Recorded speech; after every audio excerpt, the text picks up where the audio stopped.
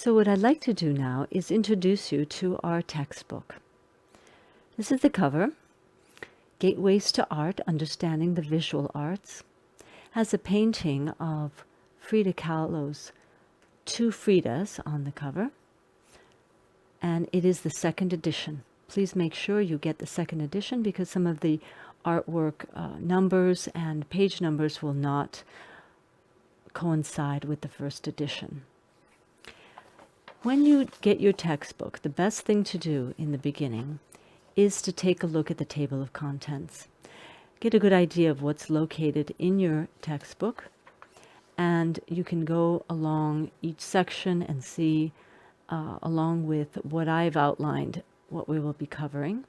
So that'll give you a good idea, because we are going to be looking at part 1 and part 2, a little bit of part 3, and a little bit of part 4.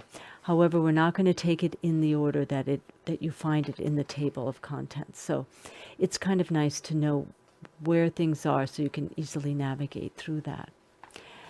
The other thing is that each part is broken up into chapters. And those chapters obviously have the subsections in them. And the image numbers coincide with these chapter numbers, so that the third digit that you'd see after this 4.1 would be that image number.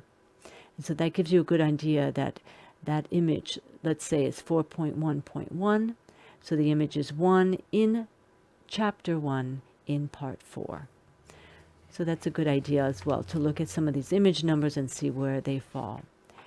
The other thing you might want to do is take a look at any kind of additional information that the textbook editors give you with regard to the study of the artwork. For example, here is a painting by Raphael called The School of Athens. You can find this painting discussed in this textbook in a variety of sections. As you can see, they cover it in the fundamentals, where we look at the principles and elements of art. It's also covered under media and processes, where it talks about the kind of paint that was used in the process, which was called fresco, and a little bit about the history and the context of it can be found in chapter 3, which covers, in this particular case, the Renaissance. And then it falls also under certain kinds of themes. So it's nice to take a look at what images are offered within this kind of framework, where you can learn about it in a variety of ways.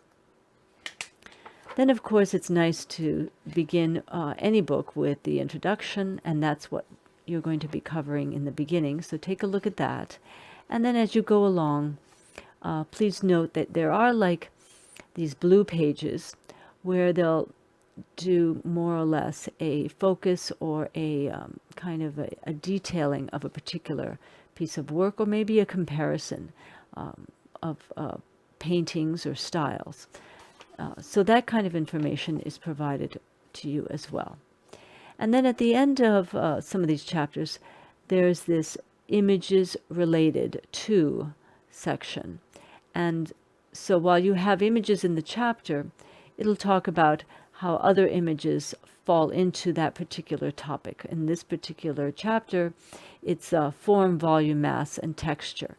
And so then it'll highlight some other images for you to look at, and then it gives reference to where they can be found.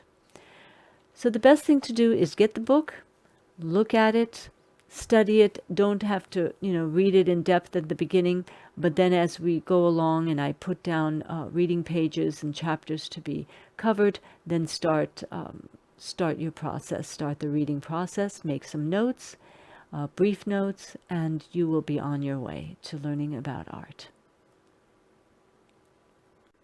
Another thing that I want to mention with regard to your textbook is something that your editors have conveniently provided to you, and that is the marginalia of terminology. So you will come across certain terms that have been put into bold, and conveniently, you will find the definition. Most of the time, they're terms that you may be familiar with, but in other cases, they may be terms that you are totally unfamiliar with, or they have a different kind of definition. Like romanticism, you might have a certain preconceived notion of what that might be, but don't skip it. Assume what you know. Assume that you know it. Take a look and see what your textbook says with regard to its definition in the world of art.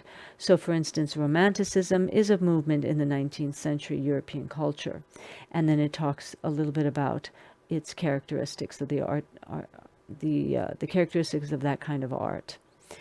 The other thing, when you do get your list of vocabulary terms to study on a weekly basis for your quizzes, you can go to the back into the glossary and find all the terms located there.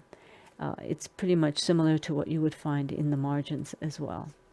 So take a look at that and be familiar with what you have as far as study aids in your textbook.